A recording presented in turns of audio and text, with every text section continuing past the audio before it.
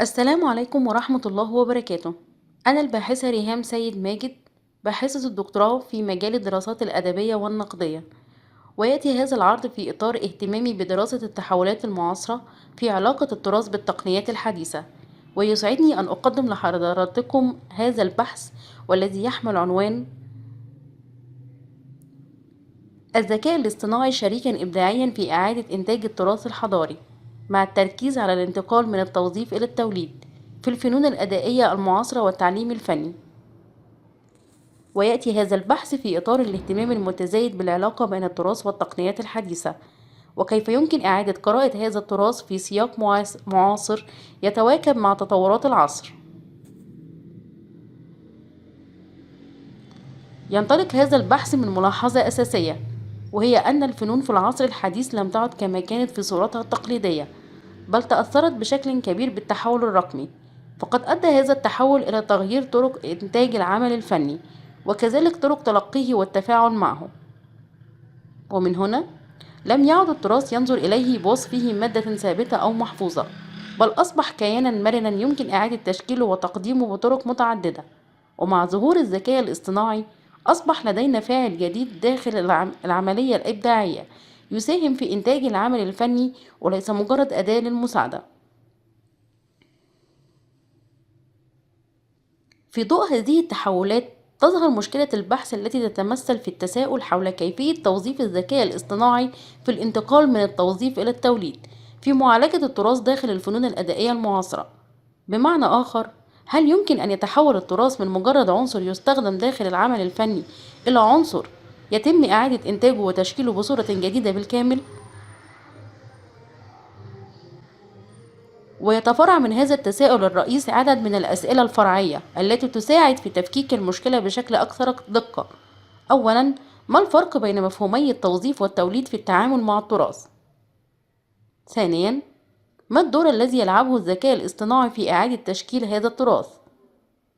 وأخيراً، ما أثر هذه التحولات على الفنون الأدائية المعاصرة؟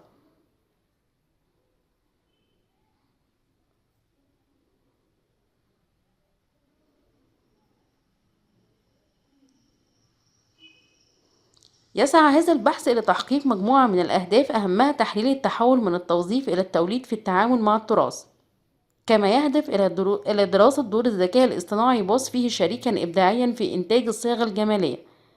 بالإضافة إلى ذلك، يسعى البحث إلى الكشف عن إمكانات التقنيات الغامرة مثل الواقع الافتراضي والمعزز في إعادة تقديم التراث. وأخيرا، تقديم نموذج تطبيقي يمكن الاستفادة منه في مجال التعليم الفني.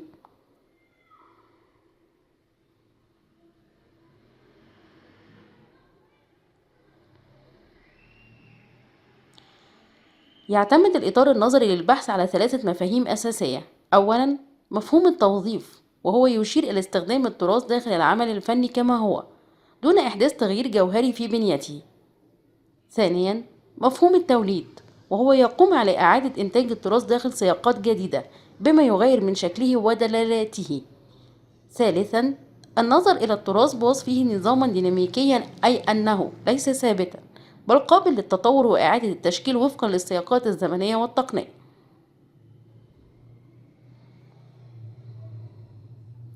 يتعامل هذا البحث مع الذكاء الاصطناعي بوصفه شريكاً إبداعياً داخل العملية الفنية، فهو لا يقتصر على كونه أداة للتقنية، بل يساهم في تحليل البنية التراثية المختلفة، سواء كانت هذه البنية نصية أو موسيقية أو أدائية، كما يعمل على توليد أنماط جديدة مستلهمة من التراث، ويساعد في تقديم صيغ إبداعية تتجاوز القالب التقليدية المعروفة.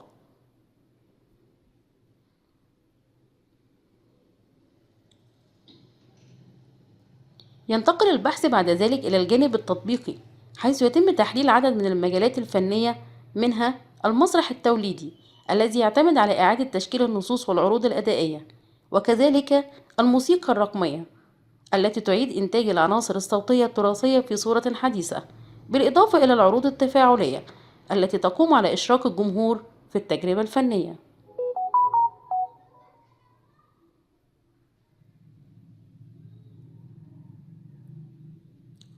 يعرض البحث مجموعة من النماذج التطبيقية التي توضح كيفية توظيف هذه الأفكار عملياً منها إعادة توليد السيرة الشعبية في سياق معاصر بحيث يتم الحفاظ على روح التراث مع تقديمه طبعا بصورة جديدة، وكذلك استخدام تقنيات الواقع المعزز التي تسمح بدمج العناصر التراثية مع البيئة الرقمية. وأخيرا، توظيف أدوات الذكاء الاصطناعي في إنتاج أعمال فنية مستوحاة من التراث.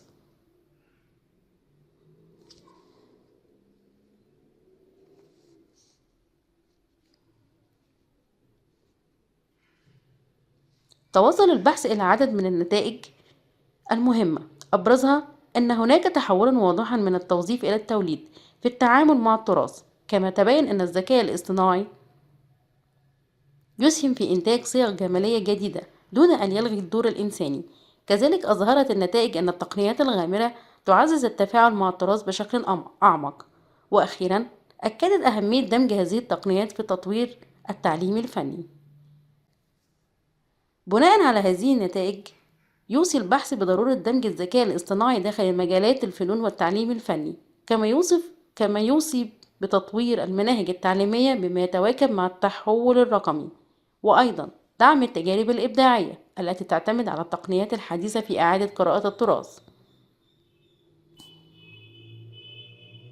وفي الختام، يمكن القول أن التراث لم يعد مجرد ماضٍ يتم الحفاظ عليه، بل أصبح مادة حية قابلة لإعادة التشكيل والتوليد.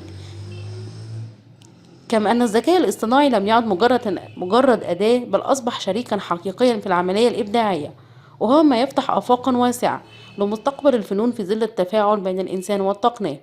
ويبقى التراث حيا ما دمنا قادرين على إعادة قراءته، وتبقى الفنون متجددة ما دام الإنسان قادرا على الإبداع، حتى في ظل حضور الذكاء الاصطناعي كشريك جديد. وشكرا لحسن استماعكم.